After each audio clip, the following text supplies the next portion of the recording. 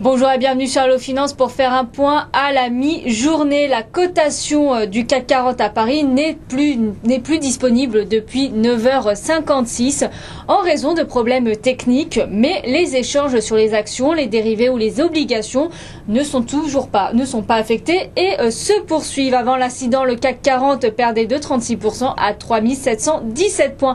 L'opérateur boursier Nice Euronext indique s'efforcer de mettre les indices à jour une fois que le problème sera résolu, mais ne communique toujours pas aucune heure de reprise de diffusion des indices. Ce qui est sûr, par contre, c'est que les investisseurs craignent toujours la contagion de la crise de la dette grecque aux autres pays fragiles de la zone euro, tels que l'Espagne, mais c'est encore l'Italie qui concentre toutes les inquiétudes. Les marchés financiers doutent de la capacité du pays à rembourser ces échéances de dette. Pour en rajouter une couche, les dirigeants européens n'arrivent toujours pas à débloquer la situation concernant le cas grec et ils préfèrent reporter leur décision à septembre. Au lieu d'éteindre l'incendie, donc l'Europe préfère le laisser s'attiser. Puis sur les autres places européennes ne dépendant pas de Nice Euronext, le DAX cède 1,97% à 7087 points et le FTSE à Londres plie de 1,48%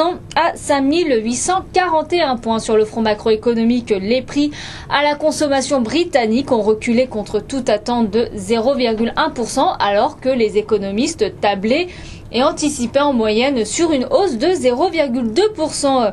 Sur le front des valeurs, seule valeur du CAC en hausse et dans le vert, c'est Natixis qui gagne 0,40% à 3,26 €.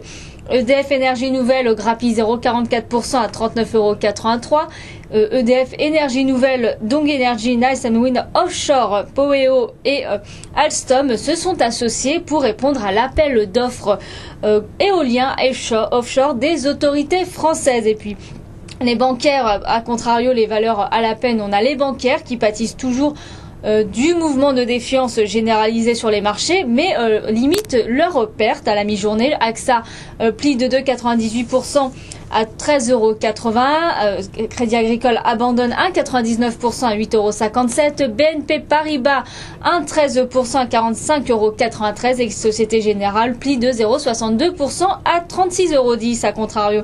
Et aussi Carrefour signe le plus fort repli de l'indice vedette parisien et perd 3,39% à 21,83 €. Le compartiment technologique est à la peine après les résultats désastreux de la SS2I indienne Infosys. ST Microelectronics perd 3,30% à 6,65 €. Capgemini plie de 2,87% à 37,87 €. Alcatel-Lucent cède de 86% à 3,87 €. Peugeot glisse de 1,55% à 29,61 € après avoir dévoilé ses résultats commerciaux du premier semestre. Publicis perd 1,25% à 37,38 € après le rachat de 70% du capital de l'agence publicitaire brésilienne DPZ avec possibilité de la porter à 100%, à sa participation à 100% d'ici 2 à 3 ans.